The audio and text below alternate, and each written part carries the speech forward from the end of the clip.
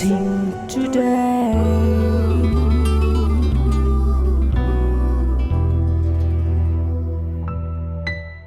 Welcome to blessing today.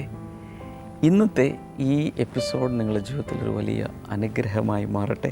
നമ്മളെല്ലാ ദിവസവും ചെയ്യുന്നത് പോലെ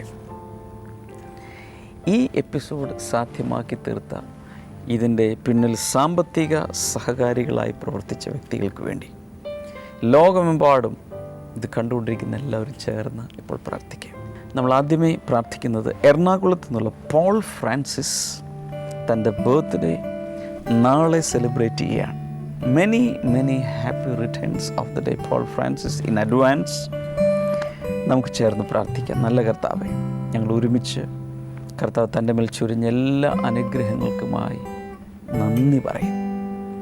കർത്താവെ, തനിക്കും തൻ്റെ സഹോദരി താരയ്ക്കും നല്ല ഒരു ഫ്യൂച്ചർ കൊടുത്ത് അങ്ങ് അനുഗ്രഹിക്കണമേ എന്ന് പ്രാർത്ഥിക്കുന്നു.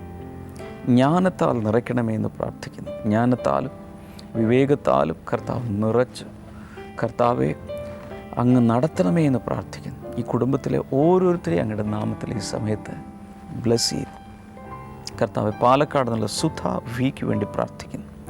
7 പവൻ്റെ സ്വർണം നഷ്ടപ്പെട്ടത് കർത്താവ് യേശുവിൻ്റെ നാമത്തിൽ ഒരു കേടും കൂടാതെ തിരികെ ലഭിക്കേണ്ടതിനായി ഈ സമയത്ത് ഞങ്ങൾ അങ്ങയോട് പ്രാർത്ഥിക്കുന്നു. Thank U Lord. ദൈവികമായൊരു സംരക്ഷണം ഈ കുടുംബത്തിൻ്റെ മേൽ മുഴുവൻ വന്ന് നിറയേണ്ടതിന് കർത്താവെ, ദൈവം കൊടുത്ത 2 മക്കൾക്കും വളരെ നല്ലൊരു ഭാവി ഉണ്ടാകേണ്ടതിനും ഞങ്ങളിപ്പോൾ പ്രാർത്ഥിക്കുന്നു. Thank you Jesus. പ്രാർത്ഥന കേട്ടതിനായി നന്ദി. യേശുവിൻ്റെ നാമത്തിൽ തന്നെ ആമേൻ.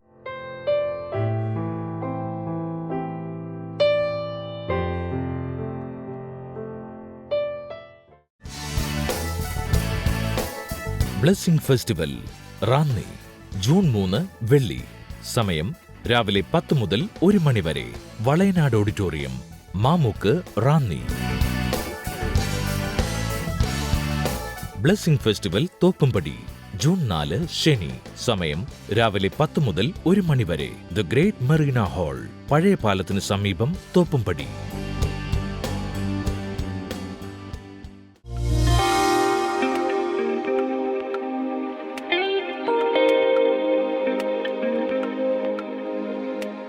There was a great man of faith called Abraham. Abraham എന്ന പേരുള്ള ഒരു വിശ്വാസത്തിന്റെ മനുഷ്യനെ കുറിച്ച് ബൈബിൾ പറയുന്നുണ്ട്. His son's name is Isaac. അദ്ദേഹത്തിന്റെ മകന്റെ പേര് ഇസഹാക്ക് എന്നായിരുന്നു. And his son is called Jacob.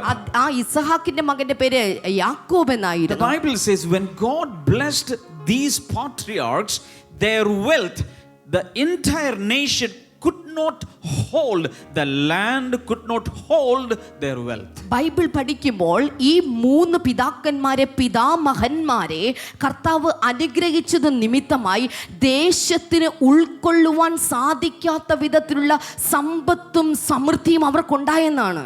Hallelujah. Hallelujah. And we are serving the same God. ഓർക്കുക, നാമും അതേ ദൈവത്തെ തന്നെയാണ് സേവിക്കുന്നത്. The same God can bless us like that. ഓർക്കുക, ഇതേ ദൈവത്തിന് നമ്മൾ ഇതുപോലെ അനുഗ്രഹിക്കാൻ സാധിക്കും. I'm going to give you a few Bible verses. ഞാൻ നിങ്ങൾക്ക് 1-2 ബൈബിൾ വചനങ്ങൾ കൂടെ നൽകാൻ ആഗ്രഹിക്കുന്നു. And I encourage all of you to write these verses down. ഈ വചനങ്ങൾ ഓരോന്നും എഴുതിയെടുക്കുവാനായിട്ട് ഞാൻ നിങ്ങളെ If you have a പ്രോത്സാഹിപ്പിക്കുന്നു. notebook or a paper, you can write down. നിങ്ങളുടെ കയ്യിൽ ഒരു നോട്ട്ബുക്കോ പേപ്പറോ ഉണ്ടെങ്കിൽ നിങ്ങൾക്ക് അത് എഴുതിയെടുക്കാം. Our God is a God of abundance. ഓർക്കുക, നമ്മുടെ ദൈവം എന്നുള്ളത് സമൃദ്ധിയുടെ ദൈവമാണ്. And I'm going to prove it. ഞാനത് തെളിയിക്കുവാനായിട്ട് പോവുകയാണ്. Number 1. ഒന്നാമത്തേത്, His love is abundant love. ഓർക്കുക, അവന്റെ സ്നേഹം എന്നുള്ളത് അത് സമൃദ്ധിയായിട്ടുള്ള സ്നേഹമാണ്. So number 1, abundant love. അതുകൊണ്ട് ഒന്നാമത്തെ പോയിന്റ് എഴുതുക, സ്നേഹത്തിന്റെ സമൃദ്ധിയായുള്ള സ്നേഹം, സമൃദ്ധമായ സ്നേഹം. 1 John chapter 3 and verse number 1. 1 യോഹന്നാന്റെ ലേഖനം 3-ാം അധ്യായത്തിന്റെ 1-ാമത്തെ വചനം. See what great love the Father has lavished on us, that we should be called children of God, and that is what we are. നോക്കുവിൻ, നാം ദൈവമക്കളെന്ന് വിളിക്കപ്പെടുവാൻ പിതാവ് നമുക്ക് എത്ര വലിയ സ്നേഹമാണ് നൽകിയിരിക്കുന്നത്. നാമും അങ്ങനെ തന്നെ ആകുന്നു. When I started, I gave you the example of relationship between parents and children. ഞാൻ തുടങ്ങിയപ്പോൾ തന്നെ മാതാപിതാക്കളും കുട്ടികളും തമ്മിലുള്ള ബന്ധത്തെക്കുറിച്ചുള്ള ഉദാഹരണവുമായിട്ടാണ് ഞാൻ തുടങ്ങിയത്. Many a times the parents love their children from their whole heart. പല പ്രാവശ്യവും മാതാപിതാക്കൾ തങ്ങളുടെ ഹൃദയം മുഴുവൻ തുറന്നാണ് കുഞ്ഞുങ്ങളെ സ്നേഹിക്കുന്നത്. The parents are existing for the children. കാരണം മാതാപിതാക്കൾ നിലനിൽക്കുന്നത് തന്നെ കുഞ്ഞുങ്ങൾക്ക് വേണ്ടിയിട്ടാണ്. അവർ They are living, they are doing their job, they're working, they are doing their business, they are doing everything so that the children may have a bright future. അവർ ജീവിക്കുന്നത്, അവർ ജോലി ചെയ്യുന്നത്, അവർ business ചെയ്യുന്നത്, അവർ കാര്യങ്ങളെല്ലാം പ്ലാൻ ചെയ്യുന്നത് പോലും തങ്ങളുടെ മക്കളുടെ അഭിവൃദ്ധിയെ കണ്ട് ആ സ്വപ്ന സാക്ഷാത്കാരത്തിന് വേണ്ടിയിട്ടാണ്. If you have some equipment to measure the love in a father's or mother's heart, check with that. Their heart is full of love for their children. ഏതെങ്കിലും ഒരു ഉപകരണം മാതാപിതാക്കളുടെ ഹൃദയത്തിനകത്ത് കിടക്കുന്ന സ്നേഹത്തെ അളക്കുവാനുള്ള ഏതെങ്കിലും ഒരു ഉപകരണം കണ്ടുപിടിച്ചിരുന്നെങ്കിൽ ആ ഉപകരണം വെച്ച് പരിശോധിച്ച് നോക്കിയാൽ അവരുടെ ഹൃദയം മുഴുവൻ സ്നേഹം കൊണ്ട് നിറഞ്ഞിരിക്കുകയാണെന്ന് കാണാൻ സാധിക്കും. We have not seen God directly. നാം ഇതുവരെയും ദൈവത്തെ കണ്ടിട്ടില്ല. But we have heard about him.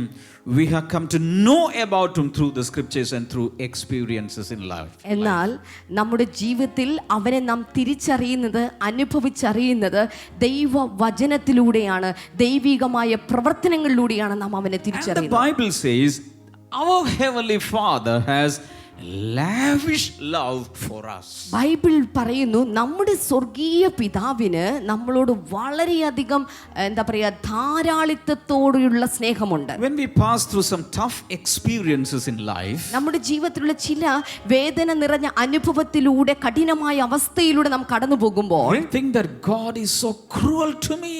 നാം ചിന്തിക്കുകയാണ് ദൈവം നമ്മോട് വളരെ ക്രൂരനായി പെരുമാറുന്നു. But the fact is that God has abundant love for each one of us. എന്നാൽ യാഥാർത്ഥ്യം എന്താണ്? നമ്മളോട് ഓരോരുത്തരോടും ദൈവത്തിന് വളരെയധികം ഉള്ള സ്നേഹമുണ്ട് എന്നുള്ളതാണ് യാഥാർത്ഥ്യം. The last part of the same verse says, and that's what we are. The reason the world does not know us is that it did not know him. അവസാനത്തെ ഭാഗം 3-ാം അധ്യായത്തിന്റെ 1-ാമത്തെ വചനത്തിൽ കാണുന്ന ലോകം അവിടുത്തെ അറിഞ്ഞിട്ടില്ലാത്തത് കൊണ്ട് അത് നമ്മെയും അറിയുന്നില്ല. Meaning, if we don't know him, we will misunderstand him. അതിന്റെ അർത്ഥം ഇതാണ്, നാം അവനെ അറിഞ്ഞിട്ടില്ലെങ്കിൽ നാം അവനെ തെറ്റിദ്ധരിച്ചു പോകും. The closer we know him, the deeper we know him, we can understand the eternal, everlasting, unconditional love for us. ഓർക്കുക, എത്രത്തോളം അടുത്ത് നാം അവനെ അറിയുന്നുവോ, എത്രത്തോളം ആഴത്തിൽ നാം അവനെ അറിയുന്നുവോ, അത്രത്തോളം അവൻ്റെ സ്നേഹത്തെ, അവൻ്റെ സ്നേഹത്തിൻ്റെ ആഴത്തെ, വ്യവസ്ഥകൾക്ക് അതീതമായ സ്നേഹത്തെ നമുക്ക് തിരിച്ചറിയാൻ സാധിക്കും. Hallelujah. Hallelujah. Now, are you ready for the second one? അതുകൊണ്ട് രണ്ടാമത്തെ പോയിന്റിന് വേണ്ടി നിങ്ങൾ തയ്യാറാണോ? Number 2, abundant life. രണ്ടാമത്തെ പോയിന്റ് എഴുതുക, സമൃദ്ധമായ ജീവൻ. I love this. ഇതെനിക്ക് വളരെ ഇഷ്ടമുള്ള ഒരു കാര്യമാണ്. Because John chapter 10 and verse number 10 says, യോഹന്നാന്റെ സുവിശേഷം 10-ാം അധ്യായത്തിന്റെ 10-ാമത്തെ വചനത്തിൽ പറയുന്നത്, these are Jesus' own very words. ഇതെല്ലാം യേശുവിന്റെ വളരെ പ്രധാനപ്പെട്ട സ്വന്തം വാക്കുകളാണ്. Jesus says, the thief comes only to steal and kill and destroy, but I have come that they may have life and have it to the full. അവിടെ നാം കാണുന്നു, മോഷ്ടിക്കുവാനും കൊല്ലുവാനും മുടിക്കുവാനുമാണ് കള്ളൻ വരുന്നത്, എന്നാൽ അവർക്ക് ജീവൻ ഉണ്ടാകുവാനും അത് സമൃദ്ധിയായി ഉണ്ടാകുവാനും അത്രേ ഞാൻ വന്നിരിക്കുന്നത്. Meaning, two people or two persons are coming into this world. അതിന്റെ അർത്ഥം 2 വ്യക്തികൾ ഈ ലോകത്തിലേക്ക് വരികയാണ്. Take your 2 fingers like this. നിങ്ങളുടെ 2 വിരലുകൾ ഇതുപോലെ ഒന്ന് എടുത്ത് ഉയർത്തി കാണിക്കാമോ? Everybody say, 2 people came to this world. എല്ലാവരും ഉറക്കെ പറയുക, 2 വ്യക്തികൾ ഈ ഭൂമിയിലേക്ക് വന്നു. Who is the first one? ആരാണ് അതിലെ ആദ്യത്തെ വ്യക്തി? Jesus says the first one is the thief. അവിടെ എഴുതിയിരിക്കുന്നു, യേശു പറയുന്നു അതിന്റെ ആദ്യത്തെ വ്യക്തി എന്നുള്ളത് കള്ളനാണ്. Everybody say the thief. എല്ലാവരും ഉറക്കെ പറയൂ, കള്ളൻ. Who is the thief? ആരാണ് ഈ കള്ളൻ? The thief is the devil. കാരണം കള്ളൻ എന്ന് പറയുന്നത് സാത്താനാണ്. So Jesus is presenting the devil as the thief who came into this world. യേശു കർത്താവ് പിശാചിനെ അഥവാ സാത്താനെ കള്ളന്റെ രൂപത്തിൽ ഈ ലോകത്തിലേക്ക് വന്ന കള്ളനായിട്ട് പരാമർശിച്ചിട്ടാണ് ഇവിടെ സംസാരിക്കുന്നത്. When we read the newspapers, നമ്മൾ ന്യൂസ് പേപ്പറുകൾ വായിക്കുമ്പോൾ almost every day we read about theft that happened in that house or the robbery that happened in the bank. എല്ലാ ദിവസവും തന്നെ ഒരു വീട്ടിൽ കയറിയ കള്ളനെ കുറിച്ചോ അല്ലെങ്കിൽ ഏതെങ്കിലും ബാങ്ക് കൊള്ളയടിക്കപ്പെട്ടതിനെ കുറിച്ചുള്ള വാർത്തകൾ നാം കേട്ടുകൊണ്ടിരിക്കുകയാണ്. So just like a thief is coming to a house, the devil came to this world. ഓർക്കുക, ഒരു വീട്ടിനകത്തേക്ക് ഒരു കള്ളൻ കയറി വരുന്നത് പോലെ ഈ ലോകത്തിലേക്ക് പിശാചും വന്നിരിക്കുകയാണ്. What are the intentions of the thief? ഒരു കള്ളന്റെ ലക്ഷ്യങ്ങൾ എന്തൊക്കെയാണ്? 3 intentions. 3 ലക്ഷ്യങ്ങളാണ് ഒരു കള്ളനുള്ളത്. What are they? എന്തൊക്കെയാണത്? Number 1, to steal. ഒന്നാമത് അവിടെ എഴുതിയിരിക്കുന്നു മോഷണം. Number 2, to kill. രണ്ടാമത്തേത് കൊല്ലുവാൻ. Number 3, to destroy. മൂന്നാമതായിട്ട് മുടിക്കുവാൻ. So these are in the agenda of the thief. ഒരു കള്ളന്റെ കാര്യക്രമം അഥവാ അജണ്ട എന്ന് പറയുന്ന കാര്യമാണ് ഈ 3 കാര്യങ്ങൾ. When thief comes, കള്ളൻ വരുമ്പോൾ he steals and kills and destroys. അവൻ ചെയ്യുന്നത് മോഷ്ടിക്കുന്നു, കൊല്ലുന്നു, മുടിക്കുന്നു. Hello. Hello, He's not coming to give you a gift. അവൻ നിങ്ങൾക്കൊരു സമ്മാനം തരാൻ വേണ്ടി വരുന്നില്ല. He's not coming to give you a kiss. അല്ലെങ്കിൽ ഒരു ഉമ്മ തരാമെന്ന് കരുതുന്നില്ല. He's not coming to help you. നിങ്ങളെ വന്ന് സഹായിക്കാൻ വേണ്ടി അവൻ വരുന്നില്ല. Okay, that's the role of the thief. ഇതാണ് ഒരു കള്ളന്റെ ഡ്യൂട്ടി, അദ്ദേഹത്തിന്റെ റോൾ എന്ന് That പറയുന്നത്. is what Satan is doing everywhere in this world. അതുകൊണ്ടാണ് സാത്താൻ എല്ലായിടത്തും ഈ കാര്യം ചെയ്തുകൊണ്ടിരിക്കുന്നത്. Then the next person comes. ഇനിയിപ്പോൾ അടുത്ത ആള്, രണ്ടാമത്തെ ആള്. Who is the next person? ആരാണ് ഈ രണ്ടാമത്തെ വ്യക്തി? Jesus says, I have come that you may have life and have it to the full. അടുത്ത വചനത്തിൽ ഇങ്ങനെയാണ്, എന്നാൽ അവർക്ക് ജീവൻ ഉണ്ടാകുവാനും അത് സമൃദ്ധിയായി ഉണ്ടാകുവാനും അത്രേ ഞാൻ വന്നിരിക്കുന്നത്. Somebody say hallelujah. കൈകൾ വീശിക്കൊണ്ടൊരു hallelujah. Lift up the next hand and say thank you Jesus. അടുത്ത കൈ ഉയർത്തിയിട്ട് ഉറക്കെ പറയാമോ, യേശുവേ നന്ദി. Hallelujah. Hallelujah. So 2 people are coming. ഇവിടെ നോക്കൂ, 2 വ്യക്തികൾ വരികയാണ്. The first person came and stole everything and killed everyone and destroyed everything. ആദ്യത്തെ മനുഷ്യൻ വന്നിട്ട് സകല കാര്യങ്ങളെ മോഷ്ടിച്ച് സകലത്തിനെയും കുല ചെയ്ത് സകല കാര്യങ്ങളെ മുടിച്ച് നശിപ്പിക്കുവാനായി വന്നിരിക്കുന്നു. But Jesus came to reverse the act. എന്നാൽ യേശു കർത്താവ് വന്നിരിക്കുന്നത് ഈ സകല കാര്യങ്ങളെ ഒന്ന് തലകീഴായി തിരിക്കുവാൻ വേണ്ടിയിട്ടാണ്. Hallelujah. Hallelujah. 1 John chapter 3 and verse number 8 says, 1 യോഹന്നാന്റെ ലേഖനം 3-ാം അധ്യായം അതിന്റെ 8-ാമത്തെ വചനത്തിൽ പറയുകയാണ്, the Son of Man or the Son of God appeared to destroy the works of the devil. അവിടെ നാം കാണുന്നു പിശാചിന്റെ പ്രവർത്തനങ്ങളെ ഇല്ലായ്മ ചെയ്യുവാനത്രേ ദൈവപുത്രൻ പ്രത്യക്ഷനായിരിക്കുന്നത്. From today I prophesy in your homes, in your lives, you are going to experience abundant life given by the Lord Jesus. ഞാൻ നിങ്ങളെ നോക്കി പ്രവചിക്കുകയാണ്, ഇന്നു മുതൽ നിങ്ങളുടെ ജീവിതത്തിൽ യേശു കർത്താവിൻ്റെ സമൃദ്ധിയായ ജീവൻ നിങ്ങളുടെ ജീവിതത്തിൽ ഉടനീളം ഇന്നു മുതൽ നിങ്ങൾ കാണുവാനായി പോകുകയാണ്. John chapter 14 verse number 6, Jesus said, I am the life. യോഹന്നാന്റെ സുവിശേഷം 14-ാം അധ്യായത്തിന്റെ 6-ാമത്തെ വചനത്തിൽ വരുമ്പോൾ യേശു പറഞ്ഞു, ഞാൻ ലോകത്തിന്റെ, ഞാൻ വെളിച്ചമാകുന്നു. Some of you have lost your life. Some of you, your life is poured out. ഒരുപക്ഷെ നിങ്ങളിൽ പല ആളുകളും നിങ്ങളുടെ ജീവൻ നഷ്ടമായി, ജീവൻ പകർന്നൊഴിക്കപ്പെട്ട വിധത്തിൽ നഷ്ടമായ വ്യക്തികളായിരിക്കാം. But Jesus has come to give you abundant life. എന്നാൽ യേശു കർത്താവ് ഈ ഭൂമിയിലേക്ക് വന്നത് നിങ്ങൾക്ക് സമൃദ്ധിയായ ജീവൻ നൽകുവാനാണ്. What is abundant life? എന്താണ് സമൃദ്ധിയായ ജീവൻ? It is the eternal life. അത് നിത്യജീവനാണ്. When you have the abundant life, നിങ്ങൾക്ക് സമൃദ്ധിയായ ജീവൻ ഉണ്ടാകുമ്പോൾ, just like Jesus said, rivers of living waters will be flowing through you. യേശു കർത്താവ് പറഞ്ഞ പോലെ ജീവജലത്തിന്റെ നദികൾ നിങ്ങളിൽ നിന്ന് പുറത്തേക്ക് ഒഴുകുകയാണ്. That is abundant life. അതാണ് സമൃദ്ധിയായ ജീവൻ എന്നുള്ളത്. It will happen through the work of the Holy Spirit. അത് പരിശുദ്ധാത്മാവിന്റെ പ്രവർത്തനങ്ങളിലൂടെയാണ് സംഭവിക്കുന്നത്. One more thing. ഒരു കാര്യം കൂടെ. Are you ready for number 3? മൂന്നാമത്തെ കാര്യത്തിന് വേണ്ടി നിങ്ങൾ തയ്യാറാണോ? What is number 3? എന്താണ് മൂന്നാമത്തെ കാര്യം? Abundant blessings. സമൃദ്ധിയായ അനുഗ്രഹങ്ങൾ. Ephesians chapter number 3. എഫേസ്യർക്കെഴുതിയ ലേഖനം 3-ാം അധ്യായം Verse number 20. അതിന്റെ 20-ാമത്തെ വചനം. Now to him who is able to do immeasurably more than all we ask or imagine, according to his power that is at work within us. എന്നാൽ നാം ചോദിക്കുകയോ ചിന്തിക്കുകയോ ചെയ്യുന്നതിന് ഉപരിയായി നമ്മിൽ വ്യാപരിക്കുന്ന തന്റെ ശക്തിയാൽ പ്രവർത്തിക്കുവാൻ കഴിയുന്നവന്.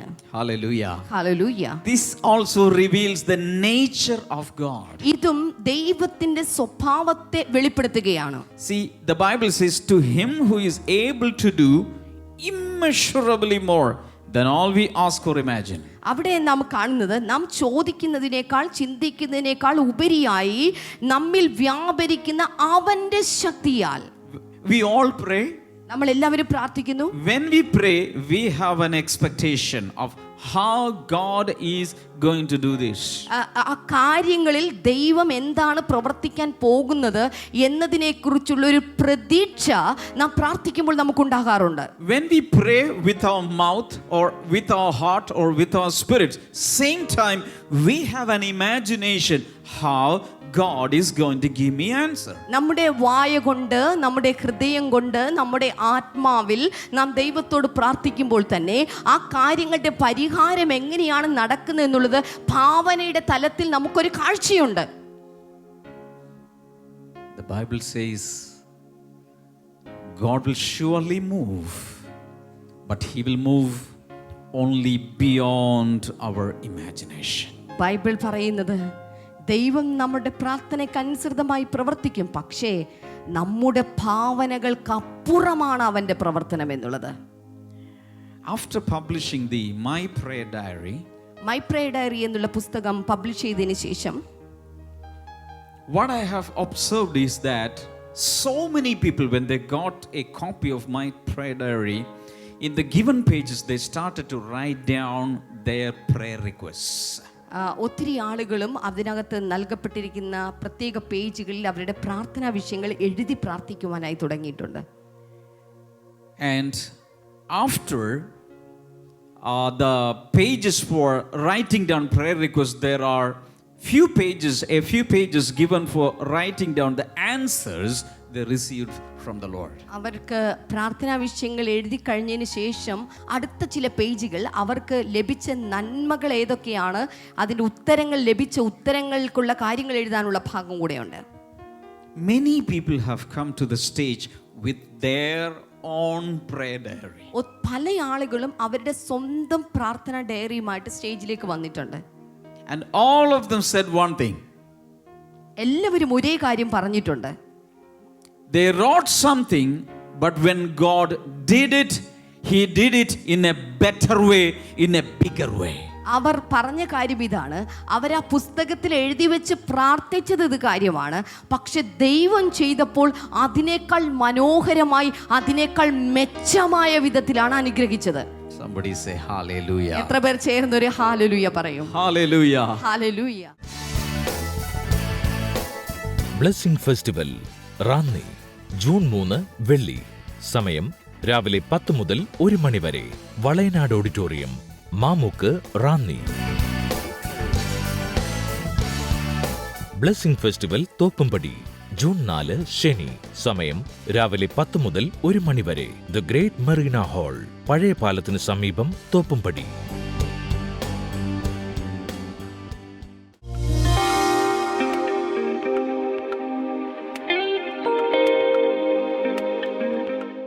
സിസ്റ്ററെ, ഈ അമ്മച്ചി തിരുവാങ്കുളത്ത് നിന്നാണ് വരുന്നത്.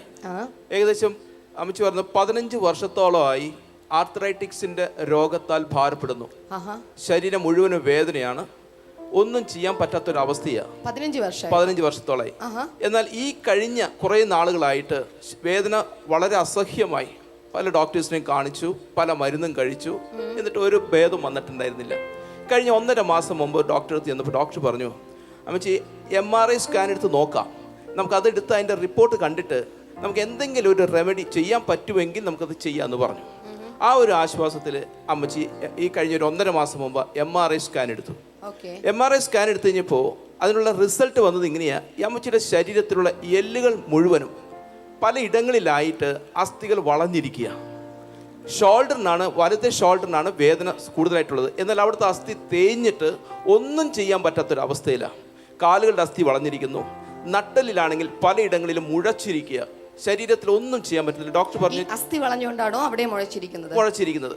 അപ്പോൾ ഡോക്ടർ പറഞ്ഞു എന്തെങ്കിലും ചെയ്യണമെങ്കിൽ നമുക്കൊരു സർജറിയിലൂടെ ചെയ്യാൻ പറ്റത്തുള്ളൂ. പക്ഷേ അമ്മച്ചിയുടെ കൈ തൊടാൻ പറ്റത്തില്ല. അതുപോലെ അസ്ഥി നേരിയതേ ഉള്ളൂ, വളരെയധികം പ്രോബ്ലം ഉണ്ടെന്ന് പറഞ്ഞു. അങ്ങനെ കുറച്ച് മരുന്ന് കൊടുത്ത് പറഞ്ഞു വിട്ടു. മരുന്ന് കഴിച്ച് ഇരിക്കാൻ പറഞ്ഞു. അമ്മച്ചിക്ക് വല്ലാത്തൊരു വിഷമമായി. ആരുടെയെങ്കിലും സഹായത്താൽ മാത്രമേ ഇവിടെ ആരാധനയ്ക്ക് വരാൻ പറ്റത്തുള്ളായിരുന്നു. പക്ഷേ അമ്മച്ചി റെഗുലറായിട്ട് എല്ലാ ദിവസവും രാവിലെ സൂര്യ TV പ്രോഗ്രാം കാണാറുണ്ടായിരുന്നു. ബ്ലെസ്സിംഗ് ടുഡേ പ്രോഗ്രാം കാണാറുണ്ടായിരുന്നു. അങ്ങനെ ആ പ്രോഗ്രാം ഒരു ദിവസം കണ്ടുകൊണ്ടിരിക്കുന്ന സമയത്ത് ദൈവദാസൻ ഇങ്ങനെ പറഞ്ഞു, വലത്തെ അസ്ഥി അല്ലെങ്കിൽ ഷോൾഡർ വേദനിക്കുന്ന ഒരാളെ കർത്താവ് യേശു സൗഖ്യമാക്കുന്നു എന്ന് വിളിച്ചു പറഞ്ഞു. അമ്മച്ചി പറഞ്ഞു, എൻ്റെ കർത്താവെ, എനിക്ക് വേണ്ടിയിട്ടാണ് അത് വിളിച്ചു പറഞ്ഞത്, ഞാനത് സ്വീകരിക്കുന്നു. എൻ്റെ ശരീരത്തിലുള്ള രോഗത്തെ എൻ്റെ കർത്താവ് സൗഖ്യമാക്കിയതിനായി നന്ദി പറയുന്നു എന്ന് പറഞ്ഞു. അന്നാളിൽ ഒരു കുറവ് വന്നില്ല. അമ്മച്ചി പറഞ്ഞു, പിറ്റേ ദിവസവും എനിക്കൊരു കുറവും വന്നില്ല.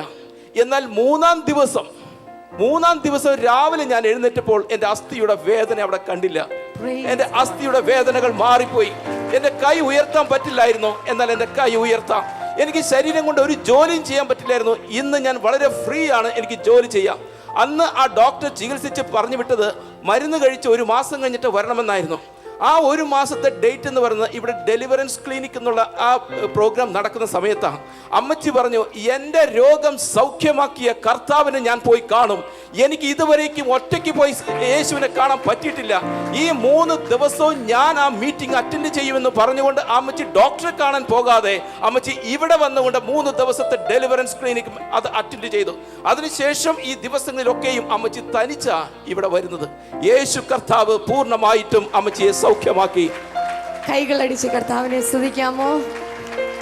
അമ്മച്ചി എവിടെ? അമ്മച്ചി വീട് തിരുവാങ്കുളത്ത്. നീ 3 ദിവസവും എങ്ങനെ എവിടെ എത്തി? ഞാൻ ബസ്സിന് തന്നെ വന്നു. ഇന്നും ബസ്സിനാ കയറി പോകുന്നത്.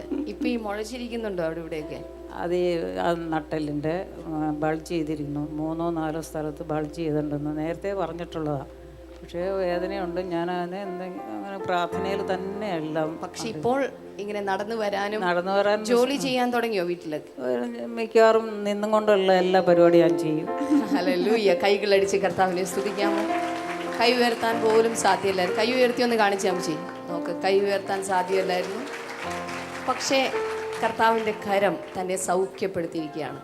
കൈകൾ നീട്ടി അനുഗ്രഹിക്കാമോ? കർത്താവെ, നിന്റെ നാമത്തിൽ ഈ മാതാവിനെ ഇപ്പോൾ അനുഗ്രഹിക്കുന്നു. പിതാവിൻ്റെയും പുത്രൻ്റെയും പരിശുദ്ധാത്മാവിൻ്റെയും നാമത്തിലുള്ള അനുഗ്രഹങ്ങളെ അനവധിയായി അങ്ങ് പകരണമേ കർത്താവെ. നന്മകളാൽ നിറച്ചതിനായി നന്ദി പറയുന്നു, യേശുവിൻ്റെ നാമത്തിൽ തന്നെ. ആമേൻ.